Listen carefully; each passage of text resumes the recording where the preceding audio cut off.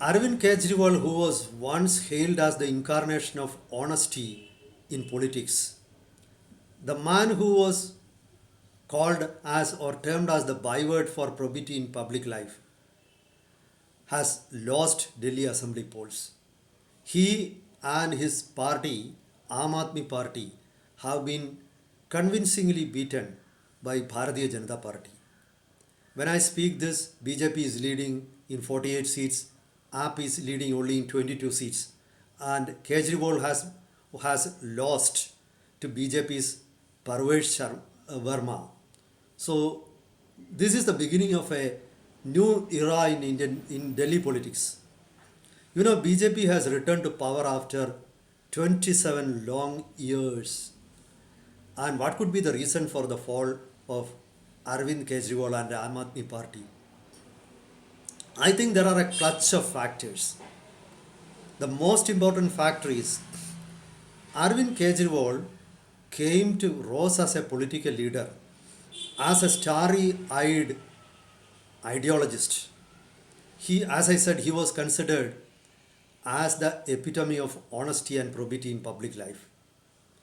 Now, with all the corruption allegations, with several court rulings against him, and after serving jail sentence, at least for a few months, now he is out on bail. Now he cannot reclaim that. He cannot easily convince people. So his brand value has plummeted. The brand value of Aam Aadmi Party has also plummeted along with its leader. This is the number one factor. The second factor, is the welfare politics which has been projected and implemented by Aam Aadmi Party has been taken over by other political parties. For example, now the BJP is promising the same politics, and with the BJP at the power in the center also, people think that a double engine government in Delhi and at the center will help to implement welfare schemes in a much better manner. This is the second thing. The third aspect, Aam Aadmi Party doesn't have a clear political ideology. At the best, their positions on certain issues like abrogation of Article 370, then Ram Temple issue, then Citizenship Amendment Act, all can be termed ambiguous. At times it could be contradictory also. So how long could you take forward this duplicity? This is the third question. The fourth question is, now the Congress has realized that unless they defeat Aam Aadmi Party and Arvind Kejriwal, they won't be able to come back to power in many North Indian states. So they want to see the fall of Arvind Kejriwal. Now, the last thing is, but last but not the least is, if you are trying to beat BJP with the help of realpolitik, you have got a machinery, you have got a think tank, you have got PR machinery, everything. I think you can't beat BJP in that. The BJP has got better resources, better think tank, better team, everything. And the party machinery is also much more vibrant, and their reach is much more than Aam Aadmi Party. So the only hope of Arvind Kejriwal was his brand value as an honest person, but that has been lost. Now, when all these factors combined, Arvind Kejriwal had no other option. So that was why he was defeated. Let's go into each one of these factors one by one. Welcome to Insights. I am Hari Kumar. As I said, Arvind Kejriwal's rise was on the plank of honesty and probity in public life. He rose to power piggybacking on India Against Corruption movement. The India Against Corruption movement, launched in 2007, was primarily the reason for the fall of the UPA government and the defeat of the Congress. But at the national level, the benefit of India IAC went to the BJP. and Narendra Modi. But at Delhi, Arvind Kejriwal was able to corner the benefits. India Against Corruption movement had faces like, Anna Hazare, who wore a Gandhi cap, and he evoked nostalgic memories of freedom struggle. The memories of values or probity in public life upheld during those days. So old people were attracted to that. Now you have got others like Baba Ramdev, the saffron clad saint. Now that gave it a religious authenticity. Then people, activists like Prashant Bhushan or Yogendra Yadav were there. If you take India Against Corruption movement, you got an array of leaders who represented certain aspects which were believed to be positive in Indian politics. But the benefits of all those were cleverly taken away by Arvind Kejriwal.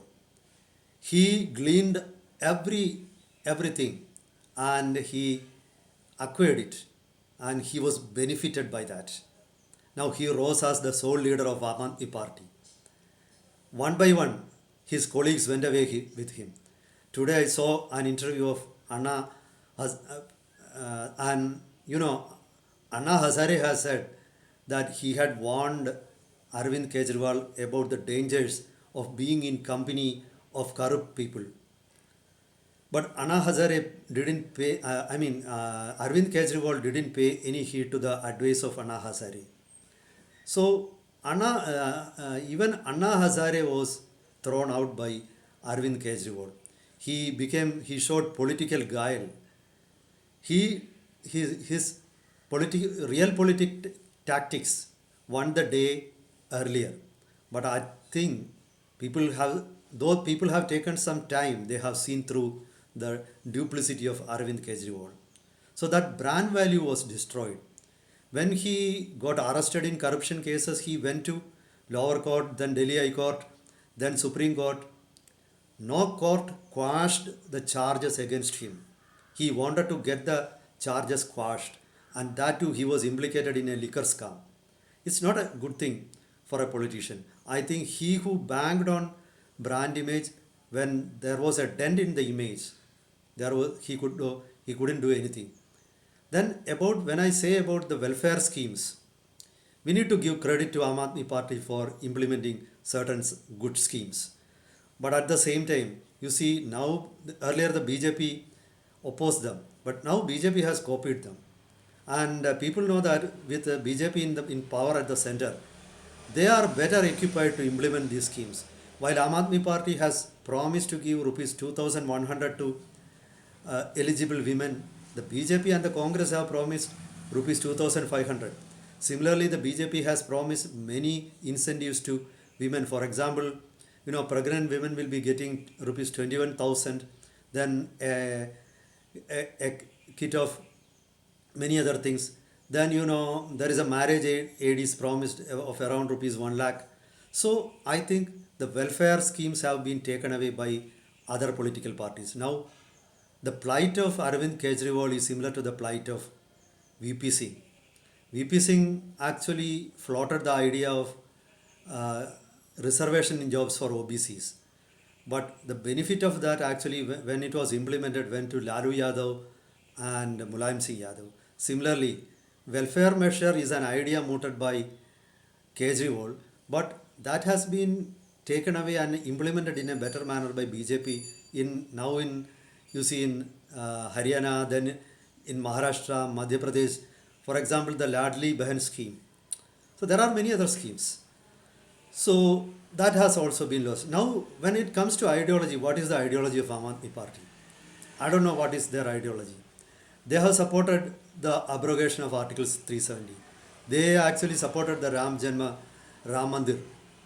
Now, you cannot run with the hare and hunt with the hound. So I think his political positions, are not now believed by many sections of people. So I don't think he will be able to win over Muslims in the coming days. Though he though in those constituencies represented by his Muslim MLAs, they toe a different political line than the line of Arvind Kejriwal. Now, in other aspects also, as I said, the Congress actually wants Kejriwal to be defeated. If Kejriwal is powerful, Congress will be unable to become the main opposition in Delhi. So I'm sure that Congress might have badly needed at the defeat of Arvind Kejriwal, and they might have played a role in it, that also. That is another issue. Of the last, if you bang on your political structure, your think tank, your strategies, I think no political party can beat the BJP now in those areas, because the BJP has got immense resources, huge resources. So how could you beat BJP in that area? I think to sum up, Arvind Kejriwal has been comprehensively defeated. Now it's going to be very difficult for him to return to power. You know, I won't be surprised if there is a rebellion in his party. And I won't be surprised if Aam Aadmi Party splits vertically. Now, this is going to affect the prospects of Aam Aadmi Party in Punjab also. Actually, Mr. Kejriwal bit more than he could chew. Initially, he could not have gone to Varanasi and contested against the Prime Minister and lost badly. Actually, he should have confined his energies to Delhi and built a concrete base, and then slowly he could have entered Haryana, Punjab, etc. Instead of that, he wanted to swallow everything at a go. He wanted to change the Indian politics lock, stock and barrel. I think he might be realizing that now, but of course there is no use, because I don't think anybody will believe him from now, because earlier journalists used to believe him. Then what happened is that when he came to power, he prevented journalists from entering many departments of the Delhi administration. So he acted like a dictator. I think he has met with his political nemesis, and not just his opponents, his supporters will be smiling gleefully.